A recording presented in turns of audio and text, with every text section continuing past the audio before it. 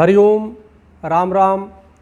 फारूक अब्दुल्ला जो जम्मू कश्मीर के नेता हैं और संसद सदस्य हैं, उनके द्वारा जिस प्रकार से राष्ट्र विरोधी बयान दिया गया और जम्मू कश्मीर में पुनः 370 लागू करने के लिए जिस प्रकार से बयान दिया गया कि चीन का साथ लेकर के और चीन ही 370 पुनः जो है लागू करने में सहयोगी होगा, ये बहुत ही निंदनीय है। और निंदनीय नहीं बल्कि ये राष्ट्रद्रोह की संज्ञा में आता है।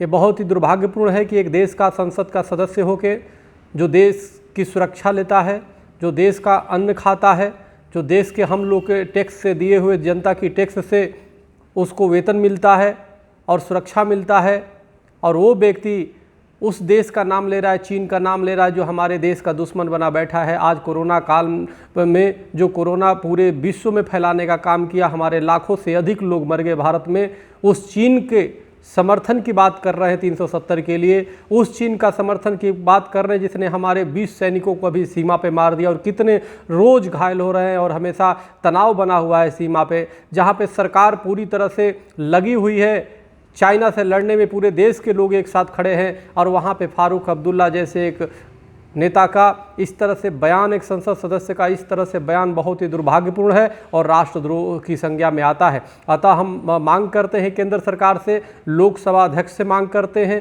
कि एक तो इनकी संसद सदस्यता समाप्त तत्काल किया जाए, और दूसरी इन पे राष्ट्रद्रोह की संज्ञा लगा करके, राष्ट्रद्रोह की धारा लगा करके, और इनको तत्काल इन पे कार्रवाई किया जाए, और जितना जल्दी हो सके इनको देश निकाला किया जाए। क्योंकि ऐसे देशद्रोही जब तक देश में हैं, देश का भला नहीं होने पाएगा। अगर युद्ध की स्थिति भी बनती है अगर चाइना से, तो निश्चित रूप से चाइना या पाकिस्तान से मिलने के ऐसे ही लोग जो है कार्य करते हैं।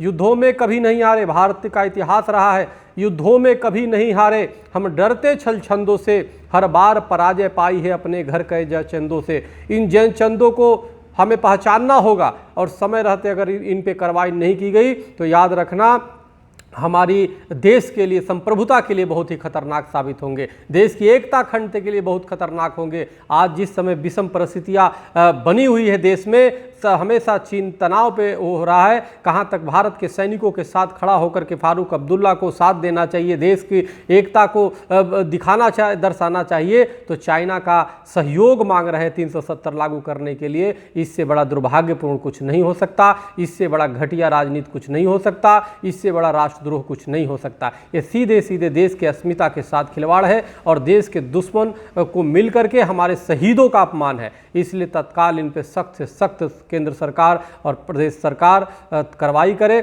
और हिंदू महासभा और तमाम संत महासभा और तमाम हिंदू संगठनों से अपील करते हैं कि हर जगह इनके खिलाफ देशद्रोह की मुकदमा दर्ज कराए। क्योंकि ऐसे एक भी देशद्रोह जब तक देश में रहेगा, हमारा देश की संप्रभुता खतरे में होगी। एक भी देशद्रोही यहाँ पे रहने नहीं पाइए। सबको या तो बाहर इनको खदेड़ देना है, देश निकाला करना है। सरकार से मांग करता हूँ कि ऐसे फारूक अब्दुल्ला जैसे देशद्रोहियों को तत्काल देश निकाला किया जाए।